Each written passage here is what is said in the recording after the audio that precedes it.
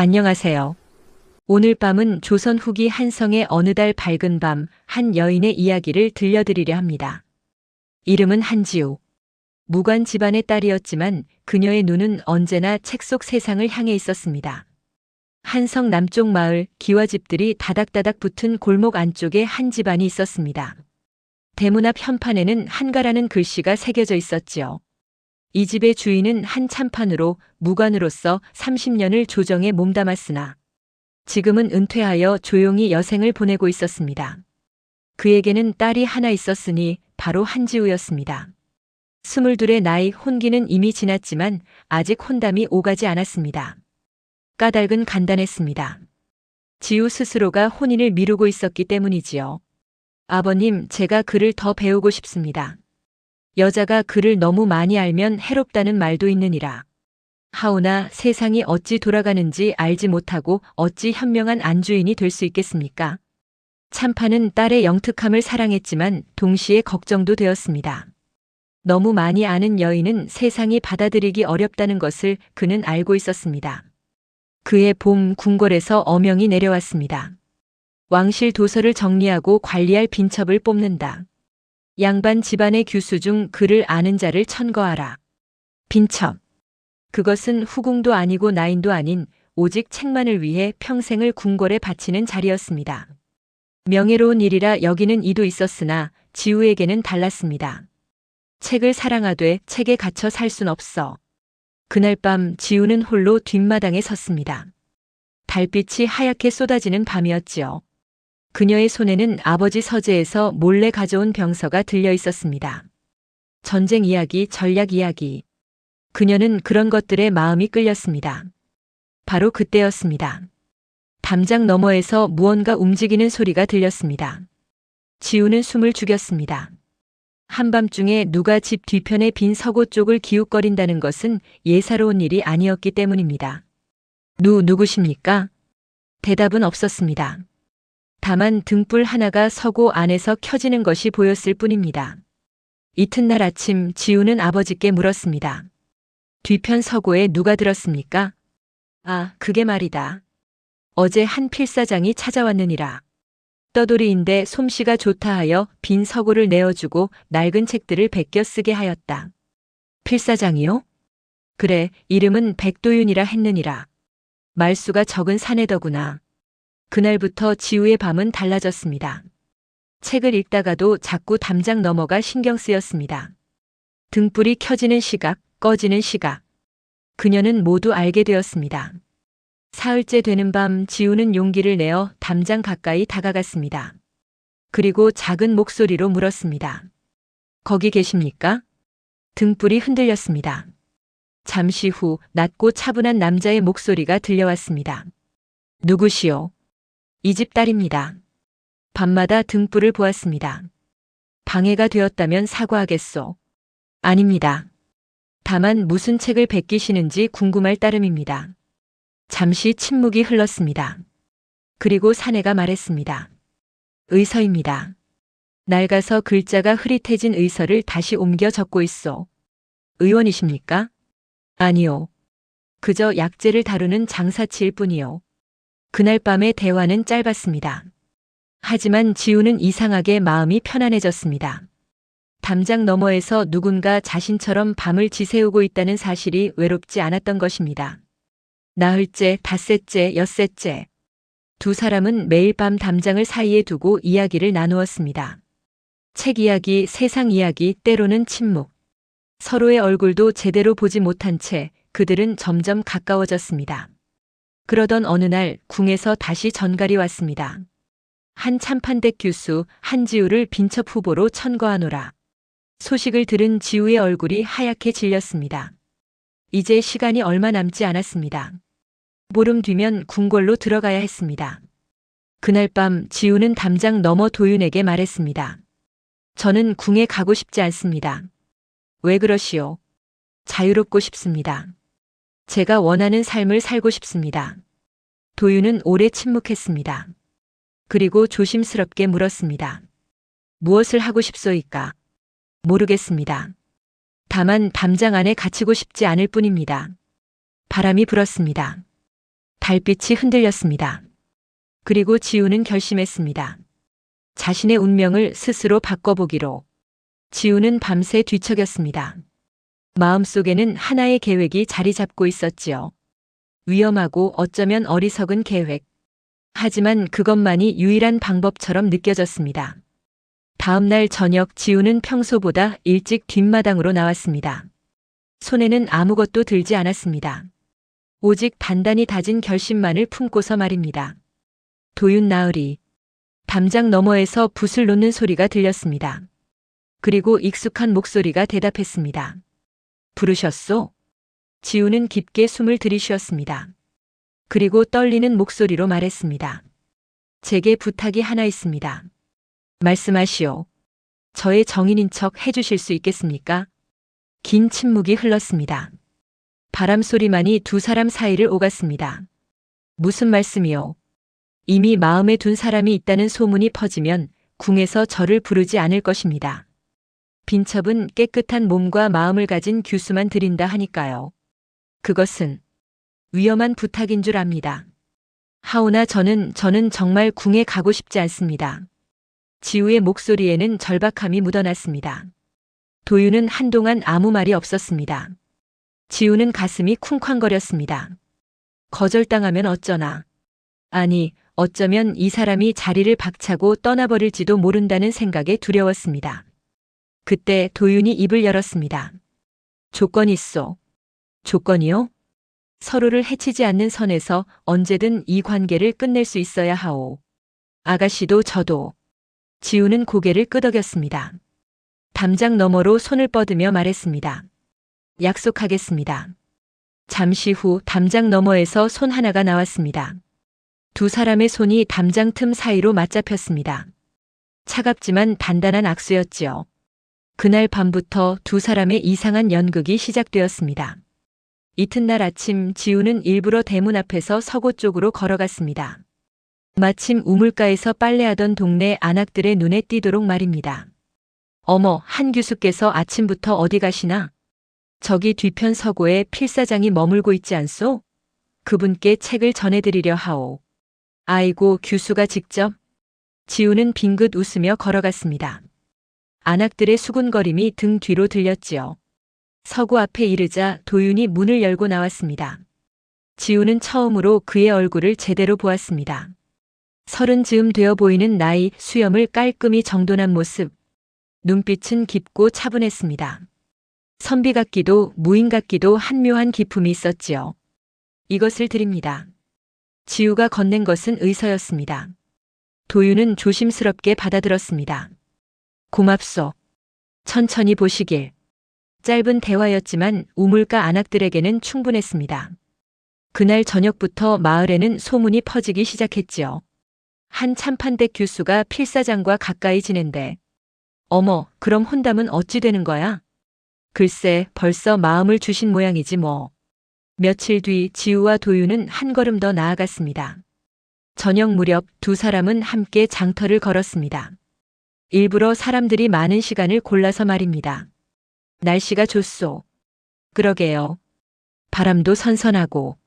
그들은 나란히 걸으며 천천히 이야기를 나누었습니다. 과일 장수 앞에서 멈춰 서고 도윤이 배 하나를 사서 지우에게 건넸습니다. 드시오. 고맙습니다. 지우는 배를 받아들며 살짝 웃었습니다. 자연스러웠습니다. 어색하지 않았습니다. 오히려 편안했습니다. 장터를 지나던 사람들이 수군거렸습니다. 저 두 분 참 잘 어울리시네. 그러게. 한 교수께서 저리 환하게 웃으시는 건 처음 보는구먼. 소문은 눈 깜짝할 사이에 퍼졌습니다. 하지만 지우가 예상했던 것과는 조금 달랐습니다. 사람들은 비난하지 않았습니다. 오히려 미소 지으며 지켜보았지요. 참 보기 좋은 한 쌍이더라. 저 필사장 말은 없어도 예의가 바르던데. 한 교수도 저리 밝아지시니 좋지 않소. 일주일이 지났습니다. 지우와 도윤은 규칙적으로 만났습니다. 저녁이면 담장 너머에서 이야기를 나누었고 사흘에 한 번씩은 함께 마을을 거닐었습니다. 그러던 어느 날 밤 달이 유난히 밝았습니다. 지우는 서고 뒤편 작은 평상에 앉아 있었고 도윤은 담장을 사이에 두고 반대편에 서 있었습니다. 소문이 퍼지고 있어. 도윤이 조용히 말했습니다. 알고 있습니다. 하나 이상하오. 사람들이 우리를 나무라지 않소. 지우도 그것이 신기했습니다. 분명 규수가 함부로 남정네와 가까이 지내면 손가락질을 받기 마련인데 오히려 마을 사람들은 흐뭇한 눈으로 바라보았습니다. 아마도 나으리께서 평소 행실이 바르셨던 탓인가 봅니다. 저는 특별히 한 일이 없소. 아닙니다. 들었습니다. 장터에서 억울한 일을 당한 노인을 도와주셨다지요. 또 아픈 아이에게 약재를 그냥 주셨다고도 하고요. 도윤은 아무 대꾸도 하지 않았습니다. 다만 하늘의 달을 올려다볼 뿐이었지요. 지우는 그런 도윤을 보며 묘한 감정을 느꼈습니다. 처음에는 그저 궁에 가지 않기 위한 방편으로 생각했습니다. 하지만 함께 시간을 보내며 대화를 나누며 지우는 이 사람이 단순히 떠돌이 필사장이 아니라는 것을 알게 되었습니다. 나으리, 말씀하시오. 진짜로 필사장이십니까? 도윤은 고개를 돌려 지우를 바라보았습니다. 달빛 아래 그의 눈빛이 흔들렸습니다. 왜 그런 질문을 하시오? 필사장치고는 세상 일에 너무 밝으십니다. 그리고 가끔 눈빛이 예사롭지 않습니다. 긴 침묵이 흘렀습니다. 바람이 불어 나뭇잎이 흔들렸습니다. 도윤은 천천히 입을 열었습니다. 지금은 말할 수 없소. 하오나 언젠가는 말씀드리겠소. 알겠습니다. 기다리겠습니다. 그날 밤 두 사람은 더 이상 아무 말도 하지 않았습니다. 다만 달을 보며 나란히 앉아 있었을 뿐입니다. 거짓으로 시작된 인연이었지만 이상하게도 그 시간은 진실처럼 느껴졌습니다. 그리고 지우는 알아차리기 시작했습니다. 자신이 도윤을 바라보는 시선이 처음과는 달라졌다는 것을. 이제는 단순히 궁에 가지 않기 위한 수단이 아니라 진심으로 이 사람의 이야기가 궁금해졌다는 것을 말입니다. 하지만 지우는 아직 몰랐습니다. 도윤 역시 그녀를 향한 마음이 조금씩 변하고 있다는 것을. 그리고 이 거짓 인연이 곧 둘 모두를 위험 속으로 몰아넣게 될 것이라는 사실을 말입니다. 보름이 지났습니다. 지우와 도윤의 소문은 이제 마을을 넘어 인근 고을까지 퍼졌습니다. 하지만 궁에서는 아무런 연락이 오지 않았지요. 지우는 안도했습니다. 계획이 통한 것처럼 보였으니까요. 그러나 세상 일은 언제나 예상과 다르게 흘러가는 법입니다. 어느 날 아침 마을 어귀에 방이 하나 붙었습니다. 관아에 도장이 찍힌 공문이었지요. 각 고을의 약재 거래 내역을 조사하노라. 의심스러운 거래가 있으면 즉시 보고할 것. 장터의 약재 상인들이 술렁거렸습니다. 지우도 그 소식을 들었습니다. 이상했습니다. 평소에는 없던 일이었으니까요. 그날 저녁 지우는 도윤에게 물었습니다. 나으리 관아에서 약재 거래를 조사한다던데 아십니까? 담장 너머에서 붓을 놓는 소리가 들렸습니다. 도윤의 목소리가 평소보다 낮았습니다. 알고 있어. 혹시 무슨 일이 있습니까? 나으리께서도 약재를 다루신다 하셨으니. 걱정 마시오. 제가 다루는 것은 모두 정당한 물건들이요. 하지만 지우는 도윤의 목소리에서 미묘한 긴장감을 느꼈습니다. 무언가 숨기고 있다는 것을. 그리고 그것이 결코 작은 일이 아니라는 것을 말입니다. 사흘 뒤 장터의 관군이 들이닥쳤습니다. 약재 상인들 모두 장부를 내놓으시오. 병졸들이 상점마다 뒤지기 시작했습니다. 사람들은 겁에 질려 옆으로 비켰지요. 지우는 멀리서 그 광경을 지켜보았습니다. 그때였습니다. 도윤이 장터 모퉁이에 서 있는 것이 보였습니다. 평소와 달리 표정이 굳어 있었지요. 그는 관군의 움직임을 하나하나 눈으로 쫓고 있었습니다. 지우는 가까이 다가갔습니다. 나으리, 여기서 뭘 하십니까? 도윤은 깜짝 놀란 듯 고개를 돌렸습니다. 아가씨 위험하오. 빨리 돌아가시오. 무슨 일입니까? 왜 이러십니까? 지금은 설명할 수 없어. 제발 돌아가 주시오. 그때 관군 하나가 어느 상점 안에서 소리쳤습니다. 여기 이상한 약재가 있소. 장부에도 없는 물건이요. 순식간에 병졸들이 그 상점으로 몰려들었습니다. 주인은 손을 저으며 소리쳤지요. 아니요. 그건 제 것이 아니오. 누가 몰래 넣어둔 것이오. 변명 마시오. 당장 잡아가겠소. 도윤의 얼굴이 일그러졌습니다. 그는 주먹을 꽉 쥐었습니다. 지우는 그 모습을 보며 직감했습니다. 이 사람은 지금 무언가를 참고 있다는 것을, 나서고 싶지만 나설 수 없는 무언가가 있다는 것을 말입니다. 저 사람은 죄가 없어. 도윤이 작게 중얼거렸습니다. 무슨 말씀이십니까? 저 약재 상인 박주사. 평생 정직하게 장사해온 사람이요. 저런 짓을 할 리가 없어. 그럼 누군가 일부러 넣어둔 것이요. 함정이요. 지우는 소름이 돋았습니다. 도윤은 어떻게 저렇게 확신할 수 있는 걸까요? 그리고 왜 저렇게 분노하는 걸까요? 그날 밤 지우는 잠을 이룰 수 없었습니다. 계속해서 도윤의 표정이 떠올랐습니다. 그리고 문득 지난 보름 동안 본 그의 모습들이 퍼즐처럼 맞춰지기 시작했습니다. 밤마다 무언가를 기록하는 모습, 장터 사람들의 이야기를 유심히 듣는 모습, 관아의 움직임에 민감하게 반응하는 모습. 이 사람은 단순한 필사장이 아니야. 다음 날 새벽 지우는 결심했습니다. 진실을 알아야 한다고. 그녀는 서고로 향했습니다. 문을 두드리자 도윤이 나왔습니다. 밤을 새운 듯 눈가에 그림자가 져 있었지요. 아가씨, 이른 아침에 웬일이요? 들어가도 되겠습니까? 도윤은 잠시 망설이다 문을 열어주었습니다. 지우는 서고 안으로 들어갔습니다. 그리고 그녀가 본 것은 책상 위에 빼곡히 쌓인 문서들이었습니다. 하지만 그것은 의서가 아니었습니다. 장부였습니다. 거래 내역, 사람들의 이름, 날짜, 금액. 그리고 무엇보다 눈에 띄는 것은, 이건 관리들의 이름입니까? 도윤은 대답하지 않았습니다. 다만 깊은 한숨을 쉬었을 뿐입니다. 지우는 천천히 문서를 훑어보았습니다. 거기에는 이 고을 사또의 이름도 있었고 한양의 높은 관리 이름도 있었습니다. 그리고 그 옆에는 금액과 함께 뇌물, 횡령, 위조라는 글자들이 적혀 있었지요. 나으리 당신은 대체 누구십니까? 긴 침묵이 흘렀습니다. 창밖으로 새벽 햇살이 들어왔습니다. 도윤은 천천히 입을 열었습니다. 암행어사의 기록관이요. 지우는 숨이 멎는 듯 했습니다. 암행어사의 기록관. 정확히는 암행기록관이요. 어사 나으리를 따라다니며 모든 증거를 수집하고 기록하는 일을 하오.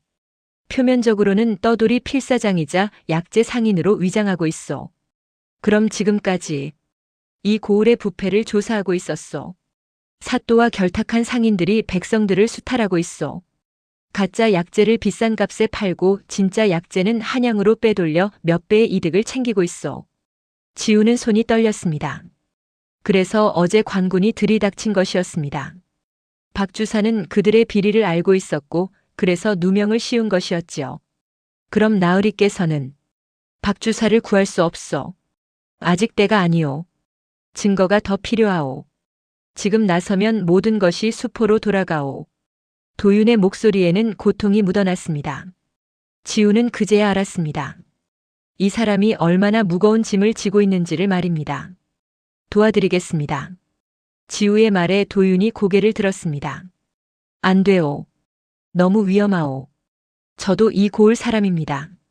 그리고 나으리를 믿습니다. 아가씨, 제가 할 수 있는 일이 있을 것입니다. 저는 교수니까 드나들 수 있는 곳이 다릅니다. 양반집 부인들의 모임에도 갈 수 있고 궁궐 빈첩 후보로 불릴 수도 있습니다. 도윤은 잠시 고민했습니다. 그리고 천천히 고개를 끄덕였습니다. 좋소. 하오나 절대 무리하지 마시오. 이 일은 목숨을 걸어야 하는 일이오. 알고 있습니다. 그날부터 두 사람의 관계는 완전히 달라졌습니다. 더 이상 거짓 인연이 아니었습니다. 같은 목표를 향해 나아가는 동지가 된 것이지요. 지우는 사또 부인의 차 모임에 초대받았습니다. 그곳에서 그녀는 귀를 세웠습니다. 부인들의 수다 속에는 놀라운 정보들이 숨어 있었지요. 요즘 영감께서 한양 대감께 선물을 보내신다더군요. 호호, 우리 영감도 그러시던데요. 무슨 큰일이 있나 봐요. 지우는 그 대화를 하나하나 기억했습니다. 그리고 밤이 되면 도윤에게 전했습니다. 일주일이 지났습니다. 지우와 도윤은 점점 더 많은 증거를 모았습니다. 하지만 위험도 함께 다가오고 있었습니다. 어느 날 밤 도윤이 급하게 지우를 불렀습니다. 아가씨, 내일 궁에서 사람이 온다 하오. 궁에서요? 그렇소. 빈첩 후보들을 다시 심사한다 하오. 그리고 그 자리에 사또도 배석한다 하오. 지우는 그 의미를 알아차렸습니다. 사또가 직접 나선다는 것은 혹시 자신들의 움직임을 눈치챘다는 뜻일 수도 있었습니다. 어찌해야 합니까? 일단 가시오. 평소처럼 행동하시오. 그리고 도윤은 작은 주머니를 하나 건넸습니다. 이것을 품에 지니시오. 혹시라도 위험한 일이 생기면 이것을 풀어 바람에 날리시오. 제가 알아차릴 것이오. 주머니 안에는 붉은 가루가 들어 있었습니다. 이것이 붉은 황토가루요. 바람에 날리면 멀리서도 보이요. 지우는 주머니를 꽉 쥐었습니다. 손에서 땀이 났습니다. 다음 날 지우는 떨리는 마음으로 관아로 향했습니다. 그곳에는 궁에서 온 상궁과 함께 사또가 앉아 있었습니다. 사또는 지우를 보며 의미심장하게 웃었습니다. 한 교수 오랜만이요. 들으니 요즘 떠돌이 필사장과 가깝다던데 사실이요? 그 순간 지우는 알았습니다. 이것은 단순한 심사가 아니라는 것을, 시험이자 위협이라는 것을 말입니다. 그리고 진짜 위기는 이제부터 시작이었습니다. 관아의 공기가 무겁게 가라앉았습니다. 지우는 사또의 날카로운 시선을 정면으로 받아냈습니다. 손에 쥔 붉은 가루 주머니가 축축하게 젖어들었지요. 한 교수, 내 질문에 답하지 않겠소? 사또의 목소리에는 위협이 묻어났습니다. 상궁은 옆에서 조용히 지우를 관찰하고 있었지요. 지우는 침착하게 대답했습니다. 사또 나으리 소녀가 누구와 가깝게 지내든 그것이 빈첩 선발과 무슨 상관이 있습니까? 허허, 당돌하구나. 빈첩은 깨끗한 마음을 가진 교수만 드린다 하지 않았소? 이미 정을 둔 사람이 있다면 마땅히 물러나야 하는 것 아니겠소? 소녀는 정을 둔 적 없습니다. 다만 학문을 논할 벗이 생겼을 뿐입니다. 사또는 코웃음을 쳤습니다. 학문을 논할 벗이라 그렇다면 그 필사장, 백도윤이란 자가 어떤 책을 베끼고 있는지 아시오? 의설아 들었습니다. 정말 그렇소? 내가 듣기로는 그 자가 밤마다 이상한 문서들을 작성한다던데. 지우의 심장이 쿵 내려앉았습니다. 알고 있었습니다. 사또는 이미 도윤을 의심하고 있었던 것입니다. 소녀는 그런 것까지는 알지 못합니다. 그렇죠? 그럼 이것은 어찌 된 일이요? 사또가 손짓하자 병졸 하나가 문서 뭉치를 가져왔습니다. 지우는 그것을 보고 숨이 멎는 듯 했습니다. 바로 도윤이 작성한 기록들이었습니다. 어젯밤 백도윤의 처소를 수색했소. 그런데 이런 것들이 나왔소. 고을 관리들의 이름, 거래 내역 이것이 무엇을 의미하는지 아시오? 지우는 애써 표정을 관리했습니다. 하지만 속으로는 공포가 밀려왔습니다. 도윤이 위험합니다. 지금 당장 도망쳐야 합니다. 소녀는 알지 못합니다. 거짓말 마시오. 교수께서 그자와 매일 만났다면서. 소녀는 진실을 말하고 있습니다. 그때 상궁이 입을 열었습니다. 사또 나으리, 이 아이를 너무 몰아세우지 마십시오. 아직 확실한 증거가 없지 않습니까? 하오나 상궁 마마. 이 아이가 정말로 깨끗한 마음을 가졌는지는 제가 시험해 보겠습니다. 상궁은 지우에게 다가왔습니다. 그리고 부드러운 목소리로 말했습니다. 한 교수, 오늘 저녁 궁으로 가십시오. 거기서 다시 뵙겠습니다. 예, 알겠습니다. 지우는 고개를 숙였습니다. 관아를 나서는 순간 그녀의 다리가 후들거렸습니다. 하지만 멈출 수 없었습니다. 빨리 도윤에게 알려야 했습니다. 하지만 집으로 가는 길목에 병졸들이 서 있었습니다. 지우를 감시하고 있었던 것이지요. 그녀는 평소처럼 걸었습니다. 집에 도착해서도 아무렇지 않은 척했습니다. 해가 저물었습니다. 지우는 뒷마당으로 나갔습니다. 담장 너머 서고에는 불이 꺼져 있었습니다. 도윤 나으리. 대답이 없었습니다. 지우는 불안해졌습니다. 혹시 이미 잡혀간 것은 아닐까? 그때 담장 너머에서 작은 목소리가 들렸습니다. 여기 있소. 나으리. 위험합니다. 사또가 나으리의 문서를 가져갔습니다. 알고 있소. 제가 일부러 가짜 문서를 남겨두었소. 지우는 안도의 한숨을 쉬었습니다. 가짜요? 진짜 기록은 이미 안전한 곳에 숨겨두었어. 하지만 이제 시간이 얼마 없어. 오늘 밤 안으로 이 고을을 떠나야 하오. 저는 어찌해야 합니까? 아가씨는 궁으로 가시오. 그곳이 지금은 가장 안전하오. 하지만 제발 부탁이요. 아가씨까지 위험에 빠뜨릴 수는 없어. 지우는 입술을 깨물었습니다. 도망치고 싶었습니다. 모든 것을 포기하고 도윤과 함께 떠나고 싶었습니다. 하지만 그녀는 알고 있었습니다. 그렇게 하면 모든 것이 끝난다는 것을 말입니다. 나으리 한 가지만 약속해 주십시오. 무엇이요? 꼭 살아남으십시오. 그리고 언젠가 다시 만나 주십시오. 담장 너머에서 긴 침묵이 흘렀습니다. 그리고 도윤의 떨리는 목소리가 들렸습니다. 약속하겠소. 그날 밤 지우는 궁으로 향했습니다. 가마 안에서 그녀는 창밖을 바라보았습니다. 멀리 서구 쪽에서 작은 불빛이 보였습니다. 도윤이 마지막 짐을 싸고 있는 것이겠지요. 궁에 도착하자 상궁이 지우를 맞이했습니다. 이리 오십시오. 오늘 밤 빈첩 후보들과 함께 묵을 것입니다. 지우는 안내를 받아 한 처소로 들어갔습니다. 그곳에는 5명의 교수들이 더 있었습니다. 모두 긴장한 얼굴이었지요. 밤이 깊어갔습니다. 교수들은 하나둘 잠이 들었습니다. 하지만 지우는 잠들 수 없었습니다. 도윤이 걱정되었습니다. 무사히 빠져나갔을까? 광군에게 잡히지는 않았을까? 그때였습니다. 어디선가 이상한 냄새가 풍겨왔습니다. 달콤하면서도 쓴 냄새. 지우는 코를 막았습니다. 이 냄새 어디선가 맡아본 것 같았습니다. 약재 상한 약재의 냄새. 지우는 벌떡 일어났습니다. 그리고 주위를 둘러보았습니다. 방 한가운데 향로가 놓여 있었고 거기서 연기가 피어오르고 있었습니다. 지우는 재빨리 향로를 덮었습니다. 하지만 이미 다른 교수들은 깊은 잠에 빠져 있었습니다. 너무 깊은 잠이었습니다. 흔들어도 깨어나지 않았지요. 독이건 수면독. 지우는 가슴이 철렁 내려앉았습니다. 누군가 일부러 독을 놓은 것입니다. 하지만 왜? 무엇 때문에? 그때 문이 살며시 열렸습니다.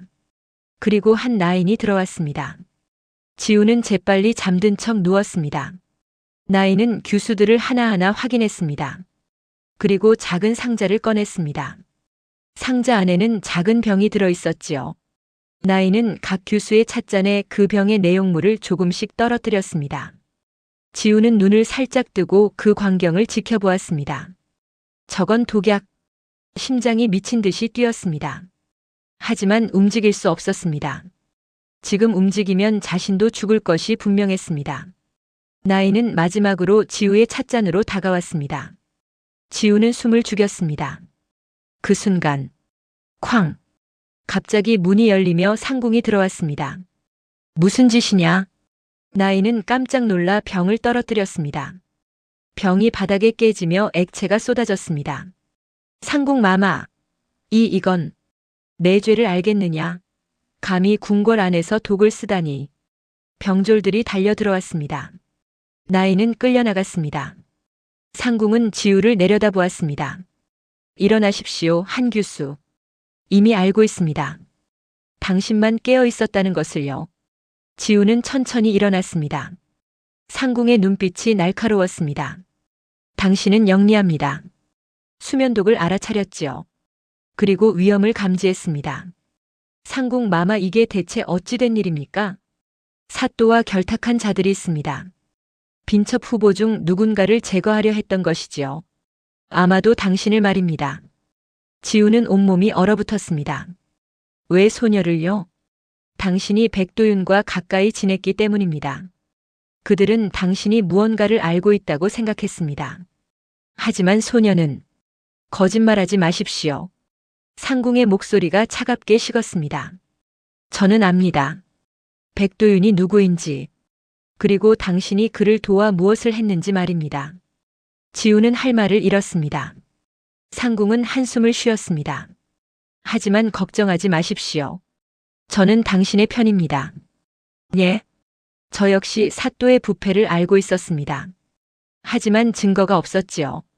그런데 백도윤이 그 증거를 모으고 있었습니다. 당신도 그를 도왔고요. 상궁은 지우의 손을 잡았습니다. 이제 우리는 함께 싸워야 합니다. 백도윤이 모은 증거, 그것이 어디 있는지 아십니까? 지우는 잠시 망설였습니다. 하지만 상궁의 눈빛을 보며 결심했습니다. 압니다. 그리고 그것을 찾을 수 있습니다. 좋습니다. 내일 새벽 함께 움직입시다. 그날 밤 지우는 창밖을 바라보았습니다. 달이 구름에 가려져 있었습니다. 어둠 속 어딘가에서 도윤도 이 달을 보고 있을까요? 나으리, 조금만 기다려 주십시오. 이제 곧 모든 것을 끝낼 수 있습니다. 하지만 지우는 아직 몰랐습니다. 진짜 위기는 이제부터였다는 것을. 그리고 그녀가 가장 사랑하는 사람을 위해 목숨을 걸어야 하는 순간이 다가오고 있다는 것을 말입니다. 새벽 공기가 차갑게 피부를 스쳤습니다. 지우는 상궁을 따라 궁궐의 뒷문으로 향했습니다. 다른 교수들은 여전히 깊은 잠에 빠져 있었고 궁궐은 고요했습니다. 한 교수, 지금부터 제 말을 잘 들으십시오. 상궁의 목소리는 낮고 단호했습니다. 우리에게 주어진 시간은 해가 뜨기 전까지입니다. 사또가 눈치채기 전에 증거를 확보해야 합니다. 알겠습니다. 증거는 도윤 나으리의 처소 아니, 이미 그곳은 수색당했습니다. 그렇다면 어디 있겠습니까? 지우는 잠시 생각했습니다. 도윤과 나눴던 대화들이 떠올랐습니다. 그가 말했던 안전한 곳.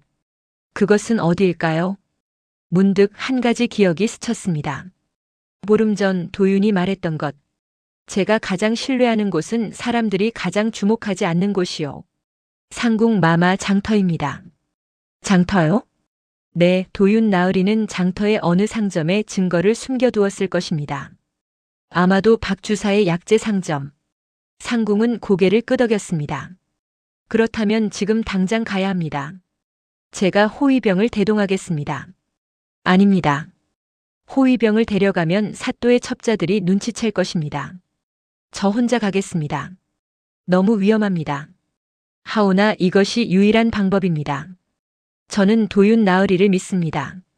그리고 그분이 저를 믿었듯이 상궁 마마께서도 저를 믿어주십시오. 상궁은 한참을 지우를 바라보았습니다. 그리고 천천히 고개를 끄덕였습니다. 좋습니다. 하지만 이것을 가지고 가십시오. 상궁은 작은 옥패를 건넸습니다. 궁궐의 증표입니다. 위험한 일이 생기면 이것을 보이십시오. 관군이라도 함부로 하지 못할 것입니다. 지우는 옥패를 받아 품에 넣었습니다. 그리고 궁궐을 빠져나왔습니다. 새벽의 거리는 텅 비어 있었습니다. 지우는 빠르게 걸었습니다. 장터까지는 반시진 거리. 해가 뜨기 전에 도착해야 했습니다. 장터에 도착했을 때 동쪽 하늘이 희미하게 밝아오고 있었습니다. 박주사의 상점은 굳게 닫혀 있었습니다. 아직 감옥에 갇혀 있을 것입니다. 지우는 주위를 살폈습니다. 아무도 없었습니다. 그녀는 뒷문으로 돌아갔습니다. 다행히 문이 잠겨 있지 않았습니다. 안으로 들어서자 약재 냄새가 코를 찔렀습니다. 지우는 조심스럽게 안을 살폈습니다. 선반마다 약재 항아리들이 가득했습니다. 어디에 숨겼을까? 그때 지우는 한 가지를 기억해냈습니다. 도윤이 말했던 것. 진실은 언제나 가장 평범한 곳에 숨어 있다고. 지우는 가장 평범해 보이는 약재 항아리들을 살펴보기 시작했습니다. 인삼, 감초, 황기 흔한 약재들이었습니다. 그중 하나 감초라고 적힌 항아리가 유난히 무거웠습니다. 지우는 조심스럽게 뚜껑을 열었습니다. 그 안에는 약재가 아니라 기름 종이에 쌓인 문서 뭉치가 들어있었습니다. 지우는 떨리는 손으로 문서를 꺼냈습니다. 그리고 펼쳐보았습니다. 거기에는 모든 것이 적혀 있었습니다. 사또와 한양 대신들의 거래 내역, 백성들에게 거둬들인 세금을 빼돌린 기록, 가짜 약재를 만들어 파는 과정, 그리고 무엇보다 왕실 공물까지 횡령했다. 이것은 단순한 지방 사또의 비리가 아니었습니다. 역모에 가까운 큰 죄였습니다. 지우는 재빨리 문서를 다시 기름종이에 싸서 품에 넣었습니다. 그리고 밖으로 나가려는 순간, 거기 서라. 입구에 관군들이 서 있었습니다. 그리고 그 앞에는 사또가 서 있었지요. 한 교수, 과연 여기 왔구나. 사또의 얼굴에는 비웃음이 떠올랐습니다. 어찌 여기에? 내가 상궁과 함께 움직이는 것을 이미 알고 있었다. 내가 어디로 갈지도 예상했지. 지우는 뒤로 물러났습니다. 하지만 뒷문에도 병졸들이 서 있었습니다. 완전히 포위당한 것입니다. 순순히 가지고 있는 것을 내놓아라. 그러면 목숨만은 살려주마. 안 됩니다. 이것은 백성들을 위한 것입니다. 백성들? 어리석은 것. 백성들이 무엇을 아느냐. 그저 시키는 대로 하면 되는 것을. 사또가 손짓하자 병졸들이 지우에게 다가왔습니다. 지우는 품에서 옥패를 꺼냈습니다. 물러서시오. 저는 궁궐의 명을 받고 왔습니다. 옥패를 본 병졸들이 잠시 주춤했습니다. 하지만 사또는 웃었습니다. 그것이 무슨 소용이냐? 여기는 내 고을이다. 궁궐이 뭐가 대수냐? 그때였습니다. 그 말 취소하는 것이 좋을 것이요. 낮고 차분한 목소리가 들려왔습니다. 모두가 뒤를 돌아보았습니다. 거기에 백도윤이 서 있었습니다. 하지만 그의 모습은 전과 달랐습니다. 남루한 옷이 아니라 관복을 입고 있었습니다. 그리고 그의 손에는 마패. 사또의 얼굴이 하얗게 질렸습니다. 도윤은 천천히 걸어왔습니다. 본관은 암행어사 백도윤이다. 왕명을 받들어 이 고을의 비리를 조사해왔다. 암행어사? 지우도 놀랐습니다. 도윤이 단순한 기록관이 아니라 암행어사였다니. 도윤 아니, 어사나으리? 도윤은 지우를 바라보며 부드럽게 웃었습니다. 미안하오 아가씨. 진실을 숨겨야 했소. 그리고 사또를 향해 다시 차갑게 말했습니다. 사또 박종서, 내 죄를 알겠느냐? 왕실 곡물 횡령, 백성 수탈, 뇌물 수수, 그리고 왕명을 거역한 죄. 사또는 털썩 무릎을 꿇었습니다. 어사 나으리 살려주시오. 저는 변명하지 마라. 모든 증거가 있다. 도윤은 병졸들을 향해 명했습니다. 저자를 결박하라. 병졸들은 어쩔 수 없이 사또를 붙잡았습니다. 사또는 끌려가며 소리쳤습니다. 이것은 끝이 아니다. 한양에 나를 돕는 자들이 있다. 너희는 모두 죽을 것이다. 사또가 끌려간 뒤 도윤은 지우에게 다가왔습니다. 다치지 않으셨소? 괜찮습니다. 하지만 나으리께서 암행어사셨다니. 처음부터 말씀드리지 못해 죄송하오. 신분을 밝히면 임무를 수행할 수 없었소. 지우는 복잡한 마음이었습니다. 기쁘면서도 서운했습니다. 그리고 무엇보다 두려웠습니다. 이제 어찌 되는 것입니까? 한양으로 올라가야 하오. 사또뿐만 아니라 결탁한 대신들도 모두 밝혀내야 하오. 그럼 저는 도윤은 지우의 손을 잡았습니다. 함께 가주시겠소? 아가씨의 도움이 필요하오. 아가씨만큼 이 일을 잘 아는 사람이 없어. 지우는 도윤의 눈을 바라보았습니다. 그 눈빛에는 신뢰가 담겨 있었습니다. 그리고 다른 무언가도. 알겠습니다. 함께 가겠습니다. 해가 떠올랐습니다. 새로운 날이 밝았습니다. 지우와 도윤은 나란히 서서 떠오르는 해를 바라보았습니다. 아직 끝나지 않았습니다. 더 큰 싸움이 남아 있었습니다. 하지만 이제 그들은 혼자가 아니었습니다. 서로를 믿고 서로를 지킬 수 있는 동지가 되었으니까요. 아가씨, 네 나으리. 고맙소. 아가씨가 아니었다면 저는 이 일을 해낼 수 없었을 것이요. 저야말로 나으리를 만나지 못했다면 제 인생은 담장 안에 갇혀 있었을 것입니다. 두 사람은 마주보며 웃었습니다. 담장 너머에서 시작된 인연. 거짓으로 시작했지만 이제는 진실이 된 그 인연. 그날 오후 지우와 도윤은 상궁과 함께 한양으로 향하는 준비를 시작했습니다. 모든 증거를 챙기고 증인들을 확보했습니다. 하지만 떠나기 전 도윤은 지우에게 말했습니다. 아가씨, 한양으로 가면 더 위험할 것이오. 사또 정도가 아니라 조정의 고관대작들과 맞서야 하오. 지금이라도 물러나셔도 됩니다. 지우는 고개를 저었습니다. 나으리께서 혼자 위험을 감수하게 둘 수는 없습니다. 저도 이 일을 끝까지 보고 싶습니다. 도윤은 지우의 손을 꽉 잡았습니다. 그렇다면 함께 끝까지 갑시다. 네, 함께요. 그날 저녁 일행은 한양으로 떠났습니다. 달빛이 그들의 길을 비춰주었습니다. 하지만 한양에는 더 큰 음모가 기다리고 있었습니다. 사또가 말했던 것처럼 그를 돕는 세력들이 있었습니다. 그리고 그들은 이미 도윤의 움직임을 알고 있었지요. 지우와 도윤은 아직 몰랐습니다. 가장 큰 위기가 그리고 가장 중요한 선택의 순간이 다가오고 있다는 것을 말입니다. 한양의 거리는 시끌벅적했습니다.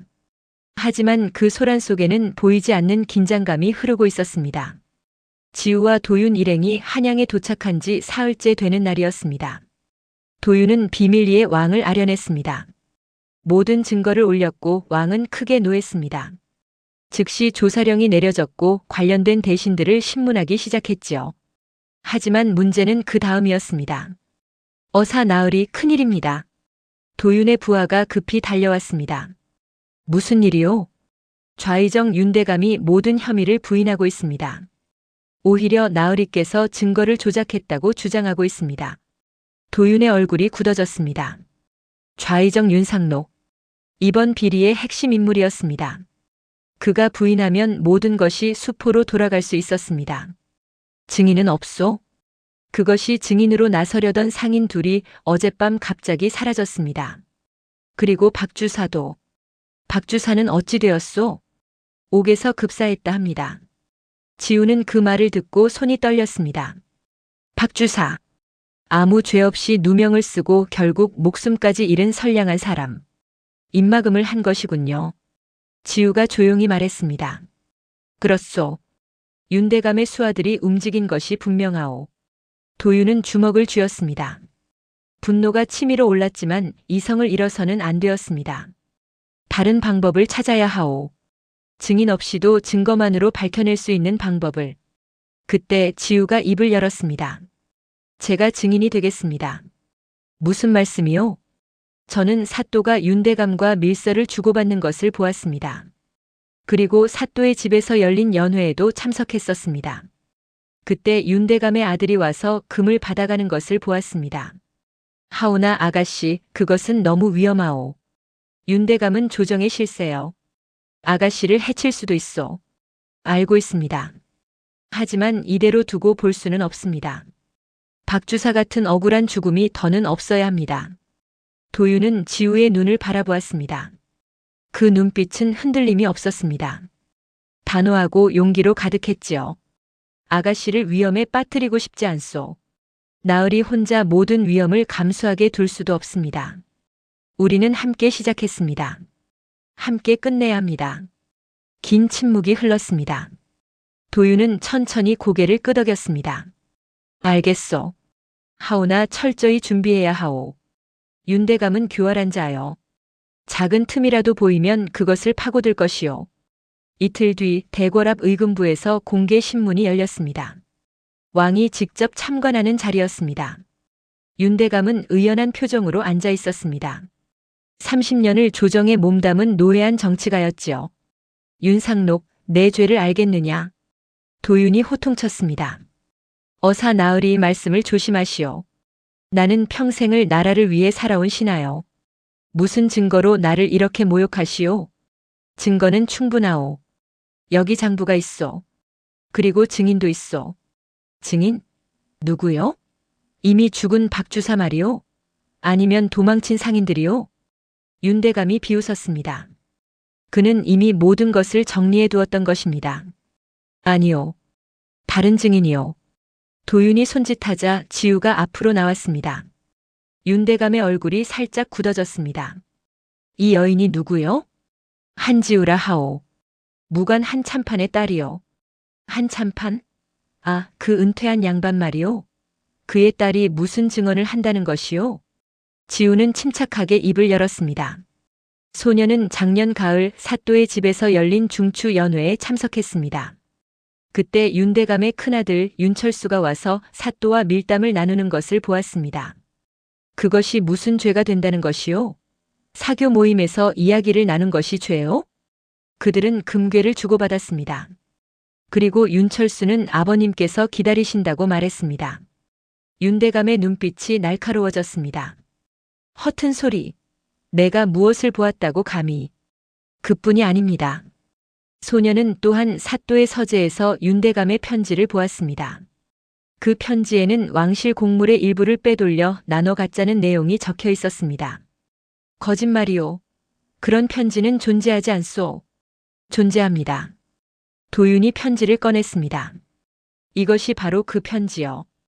윤대감, 이것이 당신의 필체가 아니라고 부인하시겠소? 왕이 직접 편지를 받아보았습니다. 그리고 윤대감을 노려보았습니다. 윤상록, 이것이 정녕 내 글씨가 아니더냐? 윤대감의 얼굴이 새하얗게 질렸습니다. 하지만 그는 포기하지 않았습니다. 전하, 이것은 함정입니다. 필체를 흉내낸 것이 분명합니다. 그리고 저 여인의 증언, 어찌 믿을 수 있겠습니까? 어린 규수가 무엇을 제대로 보았겠습니까? 소녀는 숨을 들입니다. 그리고 눈과 귀가 멀쩡합니다. 지우가 단호하게 말했습니다. 더 있습니다. 윤대감의 아들 윤철수는 왼쪽 팔에 화상 자국이 있습니다. 어릴 적 화로에 대인 흔적이라 들었습니다. 그날 밤 소녀가 본 사람도 똑같은 자국이 있었습니다. 윤대감은 할 말을 잃었습니다. 그것은 사실이었습니다. 아무도 모르는 사실이었는데 이 여인은 어떻게 알았을까요? 그리고 무엇보다 지우는 품에서 작은 비녀를 꺼냈습니다. 이것은 그날 밤 윤철수가 떨어뜨린 것입니다. 윤 가문의 문양이 새겨져 있습니다. 비녀를 본 윤대감의 얼굴이 완전히 무너졌습니다. 왕이 노하여 소리쳤습니다. 윤상록, 내 죄가 명백하도다. 당장 관직을 박탈하고 옥에 가두라. 병졸들이 윤대감을 끌고 나갔습니다. 윤대감은 지우를 노려보며 소리쳤습니다. 이 계집애, 내가 나를 망쳤구나. 두고 보아라. 내 목숨도 얼마 남지 않았다. 그 말을 들은 도윤이 벌떡 일어났습니다. 감히 협박을. 당장 저자의 입을 막으시오. 윤대감은 끌려나갔습니다. 하지만 그의 마지막 말은 지우의 가슴에 차갑게 박혔습니다. 신문이 끝난 뒤 도윤은 지우를 안전한 곳으로 데려갔습니다. 궁궐 안별. 아가씨 훌륭했소. 당신 덕분에 윤대감을 잡을 수 있었소. 다행입니다. 하지만 저 사람의 말이 신경 쓰입니다. 걱정 마시오. 제가 아가씨를 지킬 것이오. 그날 밤 지우는 혼자 별채에 머물렀습니다. 밖에는 도윤이 배치한 호위병들이 지키고 있었습니다. 하지만 한밤중이었습니다. 창문이 스르륵 열렸습니다. 지우는 깜짝 놀라 깨어났습니다. 거기에는 검은 옷을 입은 자객 셋이 서 있었습니다. 비명 지르지 마라. 조용히 따라오면 목숨은 살려주마. 지우는 침착하게 대답했습니다. 거짓말 마십시오. 저를 죽이러 온 것이 분명하지 않습니까? 자객이 칼을 빼들었습니다. 영리하구나. 그렇다면 고통 없이 보내주마. 자객이 다가왔습니다. 지우는 뒤로 물러났습니다. 하지만 더 이상 갈 곳이 없었습니다. 바로 그때였습니다. 쾅! 문이 부서지며 도윤이 뛰어들어왔습니다. 손에는 칼이 들려 있었지요. 감히 누구를 건드리는가? 도윤의 검술은 빨랐습니다. 자객들은 예상하지 못한 반격에 당황했습니다. 금세 둘이 쓰러졌고 마지막 한 명이 창문으로 도망쳤습니다. 도윤은 그를 쫓지 않고 지우에게 달려왔습니다. 괜찮으시오? 다친 곳은 없소? 괜찮습니다. 나으리께서 어찌하셨습니까? 밖에서 지키던 호위병이 쓰러진 것을 발견했소. 그래서 급히 달려왔소. 도윤은 지우를 꽉 안았습니다. 떨리는 손이었습니다. 정말 다행이요. 만약 제가 조금만 늦었더라면. 지우도 도윤의 품에 안겼습니다. 가슴이 뛰었습니다. 두려움 때문만은 아니었습니다. 나으리, 이제 알겠소. 아가씨를 이대로 둘 수 없소. 더 안전한 곳으로 피신해야 하오. 하지만 일은 아직 끝나지 않았습니다. 윤대감의 일당들이 남아 있습니다. 그것은 제가 처리하겠소. 아가씨는 이제 충분히 하셨소. 안 됩니다. 지우가 도윤을 밀어냈습니다. 저도 끝까지 함께하겠다고 했습니다. 여기서 물러설 수 없습니다. 너무 위험하오. 위험한 것은 나으리도 마찬가지입니다. 두 사람은 마주 보았습니다. 달빛이 창문으로 들어와 둘을 비췄습니다. 도윤은 지우의 얼굴을 조심스럽게 어루만졌습니다. 아가씨, 저는 아가씨를 잃고 싶지 않소. 저도 나으리를 잃고 싶지 않습니다. 그렇다면 도윤은 천천히 지우에게 입을 맞췄습니다. 지우는 눈을 감았습니다. 거짓으로 시작된 인연. 하지만 이제는 진실이 된 마음. 입술이 떨어진 뒤 도윤이 속삭였습니다.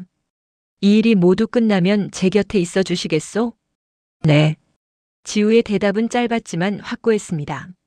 하지만 두 사람은 아직 몰랐습니다. 가장 큰 시련이 코앞에 다가왔다는 것을, 그리고 그들의 사랑이 목숨과 맞바꿔야 할 만큼 값비싼 것이 될 거라는 사실을 말입니다. 윤대감이 잡힌 뒤 한양의 공기는 묘하게 변했습니다. 겉으로는 평온해 보였지만 그 아래에는 불안한 긴장감이 흐르고 있었습니다. 도윤은 알고 있었습니다. 아직 끝나지 않았다는 것을 말입니다. 복문 계속.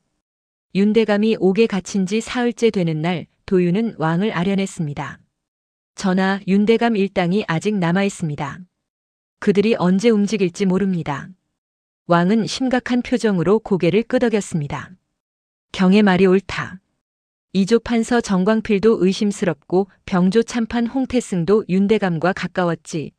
하나 증거가 부족하구나. 증거를 찾겠습니다. 시간을 주십시오. 좋다. 하나 조심하라.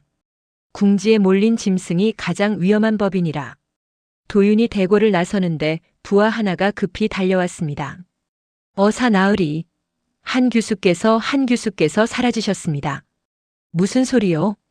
아침에 처소를 확인했는데 아무도 없었습니다. 호위병들은 모두 잠들어 있었고 도윤의 얼굴이 새하얗게 질렸습니다.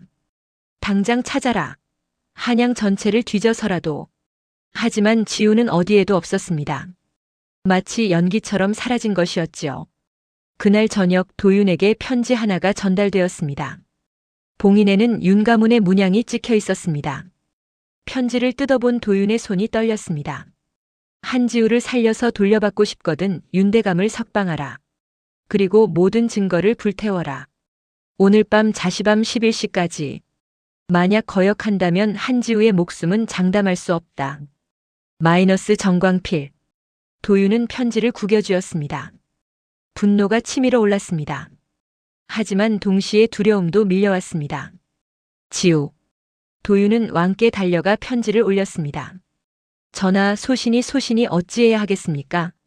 왕은 심각한 표정으로 편지를 읽었습니다. 경의 마음을 안다.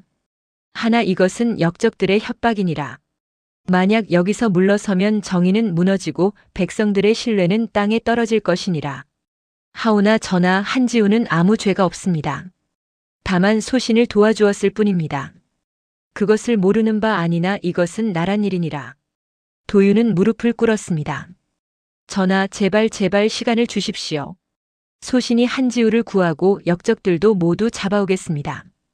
왕은 한참을 고민하다 입을 열었습니다. 자식까지라 했느냐? 지금이 술시 오후 8시이니 2시즌이 남았구나. 충분합니다. 좋다. 하나 만약 실패한다면 경도 책임을 져야 할 것이니라. 명심하겠습니다. 도윤은 즉시 움직였습니다. 그는 편지의 필적을 분석했습니다. 정광필이 쓴 것이 맞았습니다. 그렇다면 지우가 있는 곳도 정광필의 별장이요. 도윤은 부하들을 이끌고 한양 북쪽 산기슭에 있는 정광필의 별장으로 향했습니다. 달빛만이 그들의 길을 비췄습니다. 별장에 도착하자 과연 불빛이 보였습니다. 도윤은 조용히 담을 넘었습니다. 안뜰에는 병사들이 서 있었습니다. 10명 정도. 도윤의 부하는 5이었습니다. 수적으로 분리했지요. 하지만 물러설 수 없었습니다. 도윤은 칼을 빼들고 안으로 뛰어들었습니다. 감히 왕명을 거역한 역적들. 칼을 버리고 항복하라. 병사들이 일제히 칼을 빼들었습니다. 격렬한 전투가 시작되었습니다. 도윤의 검술은 뛰어났습니다. 하지만 적의 수가 많았습니다. 부하 둘이 부상을 입었고 도윤의 팔에서도 피가 흘렀습니다. 그때 건물 안에서 정광필이 나왔습니다. 그리고 그의 옆에는 지우가 있었습니다. 입에는 재갈이 물려 있었고 손은 묶여 있었습니다. 백도윤, 칼을 버려라. 그러지 않으면 이 여인을 죽이겠다. 정광필이 지우의 목에 칼을 댔습니다. 도윤은 칼을 떨어뜨렸습니다. 놓아주시오. 제가 원하는 대로 하겠소. 암행어사가 여인 하나 때문에 무릎을 꿇는구나. 참으로 볼만하군. 부탁이요. 지우는 아무 잘못이 없소. 잘못이 없다고? 이 여인이 윤대감을 옥에 쳐넣었다. 그것이 죄가 아니고 무엇이냐? 정광필이 칼을 더 깊이 댔습니다. 지우의 목에서 피가 한 방울 흘렀습니다. 도윤의 눈이 흔들렸습니다. 제발 부탁이요. 저를 죽이시오. 대신 지우는 살려주시오. 내가 죽는다고? 그것으로는 부족하다. 윤대감을 석방하고 모든 증거를 불태워라. 그것은 할 수 없소. 그렇다면 이 여인은 죽는다. 정광필이 칼을 내리치려는 순간이었습니다. 지우가 갑자기 몸을 틀었습니다. 재갈을 벗어던지며 소리쳤습니다. 안 됩니다. 나으리, 저 때문에 모든 것을 포기하지 마십시오. 지우는 정광필의 팔을 물었습니다. 정광필이 비명을 지르며 칼을 떨어뜨렸습니다. 바로 그 순간 도윤이 땅에 떨어진 칼을 주워 정광필에게 던졌습니다. 칼이 정광필의 어깨를 스쳤습니다. 깍! 정광필이 쓰러졌습니다. 병사들이 당황하는 사이 도윤의 부하들이 그들을 제압했습니다. 도윤은 지우에게 달려가 묶인 손을 풀어주었습니다. 괜찮소? 다친 곳은? 괜찮습니다. 하지만 나으리 팔에서 피가. 이건 아무것도 아니오. 도윤은 지우를 꽉 안았습니다. 무사해서 정말 다행이오. 지우도 도윤을 안았습니다. 두 사람의 품에서 서로의 심장 소리가 들렸습니다. 얼마 뒤 관군이 도착했습니다. 정광필과 그의 부하들은 모두 체포되었습니다. 도윤과 지우는 함께 궁궐로 돌아갔습니다. 이튿날 왕 앞에서 최후 신문이 열렸습니다. 정광필은 모든 죄를 자백했고 윤대감 일당도 모두 밝혀졌습니다. 왕은 크게 노하여 명했습니다. 윤상록, 정광필 그리고 일당들을 모두 파직하고 유배 보내라. 그리고 백성들에게 빼앗은 것은 모두 돌려주도록 하라. 조정이 숙청되었습니다. 부패한 관리들이 물러나고 새로운 인물들이 그 자리를 채웠습니다. 그리고 왕은 도윤과 지우를 불렀습니다. 백도윤, 경은 목숨을 걸고 나라의 적폐를 제거했도다. 큰 공인이라. 황공하옵니다, 전하. 그리고 한지우, 그대도 목숨을 무릅쓰고 정의를 세우는데 힘썼도다. 여인의 몸으로 참으로 대단하도다. 황송하옵니다, 전하. 왕은 미소 지었습니다. 짐이 보니 두 사람이 서로를 아끼는 것 같구나. 도윤과 지우는 얼굴이 붉어졌습니다. 경들의 혼인을 허락하노라. 그리고 백도윤에게는 새로운 직책을 내리겠노라. 전하, 황공하옵니다. 한지우에게는 왕실 도서를 관리하되 궁 밖에서 일할 수 있는 직책을 주겠노라. 원하던 것이 아니더냐? 지우는 눈물이 핑 돌았습니다. 전하의 은혜 평생 잊지 않겠습니다. 며칠 뒤 도윤은 지우를 데리고 그들이 처음 만났던 곳으로 갔습니다. 한성 남쪽 마을, 바로 그 집의 뒷마당이었습니다. 담장은 여전히 그대로 서 있었습니다. 서고도 그대로였지요. 여기가 모든 것이 시작된 곳이요. 도윤이 말했습니다. 그러게요. 담장 너머로 처음 나으리의 목소리를 들었을 때가 엊그제 같습니다. 그때 아가씨가 저에게 거짓 인연을 제안했을 때 저는 거절할까 고민했소. 정말요? 그렇소. 하지만 거절하지 않았소. 왜냐하면 도윤은 지우의 손을 잡았습니다. 이미 그때부터 아가씨의 목소리에 마음이 끌렸으니까요. 지우는 웃으며 눈물을 흘렸습니다. 저도 처음 나으리의 눈을 보았을 때부터 알았습니다. 이 사람은 특별한 사람이라고. 도윤은 담장을 가리켰습니다. 처음 만났을 때 우리 사이에는 이 담장이 있었소. 보이지 않는 벽처럼 말이요. 그러게요. 신분도 처지도 모든 것이 달랐지요. 하지만 이제는 도윤이 지우의 손을 이끌었습니다. 함께 넘을 수 있소. 두 사람은 손을 맞잡고 담장을 넘었습니다. 거짓으로 시작된 인연. 하지만 진실이 된 사랑. 담장 너머 새로운 세상이 펼쳐져 있었습니다. 한 달 뒤 두 사람의 혼례가 열렸습니다. 왕이 하사한 집에서였습니다. 마을 사람들이 모두 모였고 상공도 왔습니다. 심지어 석방된 박주사의 가족들도 와서 축복해 주었지요. 혼례가 끝난 밤 도윤과 지우는 달빛 아래 마당에 섰습니다. 나으리, 이제 그렇게 부르지 마시오. 이름을 불러주시오. 도윤님, 좋소. 저도 이제 지우라 불러도 되겠소? 당연하지요. 두 사람은 웃었습니다. 지우 앞으로 무엇을 하고 싶소? 글쎄요. 왕실 도서를 정리하는 일도 하고 싶고 또 우리의 이야기를 책으로 쓰고 싶어요. 우리 이야기를요? 네. 담장 너머에서 시작된 인연. 거짓에서 진실로 변한 사랑. 그리고 정의를 위해 싸운 이야기. 후세 사람들도 읽을 만한 이야기라고 생각하지 않으세요? 도윤은 지우를 안았습니다. 좋은 생각이요. 하지만 제목은 뭐라 지을까요? 담장 너머의 달빛 인연이라고 하면 어떨까요? 완벽하오. 두 사람은 함께 달을 올려다보았습니다. 보름달이 환하게 빛나고 있었습니다. 도윤님 약속해 주세요. 앞으로도 계속 함께 걸어가자고. 약속하겠소. 어떤 담장이 앞을 막아도 우리는 함께 넘을 것이요. 그날 밤 달빛이 유난히 밝았습니다. 마치 두 사람의 앞날을 축복하는 것처럼 말입니다. 그렇게 담장 너머에서 시작된 인연은 평생을 함께할 사랑으로 꽃피웠습니다. 거짓으로 시작되었지만 진실로 끝난 이야기. 두려움으로 가득했지만 용기로 이겨낸 이야기. 그리고 무엇보다 서로를 믿고 의지하며 모든 담장을 넘어선 두 사람의 아름다운 이야기였습니다. 세월이 흘러 백도윤과 한지우는 함께 늙어갔습니다. 도윤은 청렴한 관리로 이름을 남겼고 지우는 수많은 책을 정리하고 기록했습니다. 그들의 집 뒷마당에는 여전히 그 담장이 서 있었습니다. 하지만 이제 그 담장은 둘을 가로막는 벽이 아니라 그들의 사랑이 시작된 곳을 기억하게 해주는 추억의 장소가 되었지요. 어느 가을 저녁 백발이 된 두 사람은 그 담장 앞에 나란히 앉아 있었습니다. 여보, 그때 내가 당신에게 거짓 인연을 부탁하지 않았다면 어땠을까요? 글쎄요.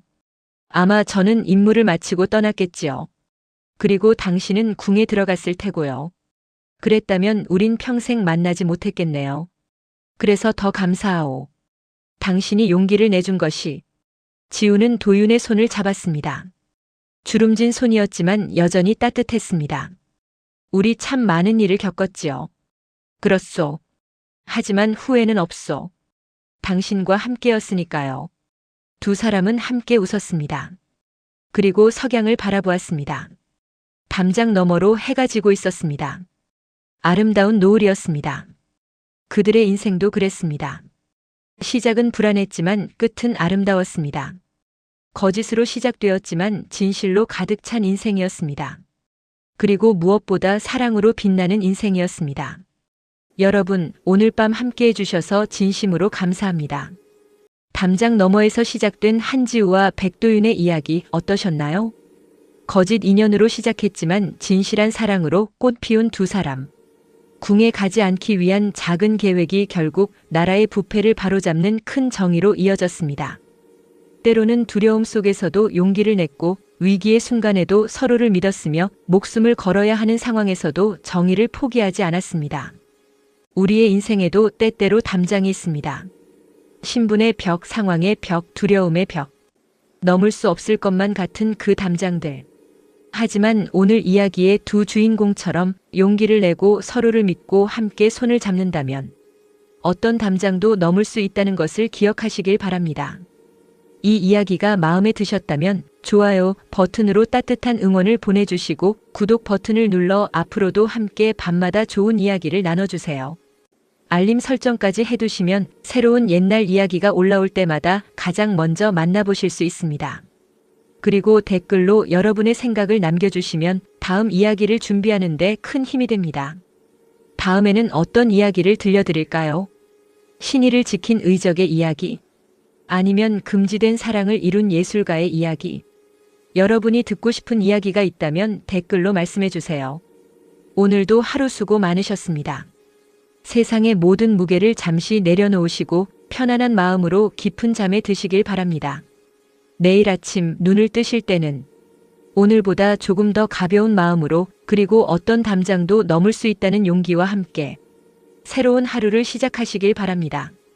구독과 좋아요, 알림 설정으로 저희 채널을 응원해주시는 모든 분들께 진심으로 감사드립니다. 여러분 모두 단꿈 꾸시길 바라며 다음 이야기에서 또 뵙겠습니다. 안녕히 주무세요.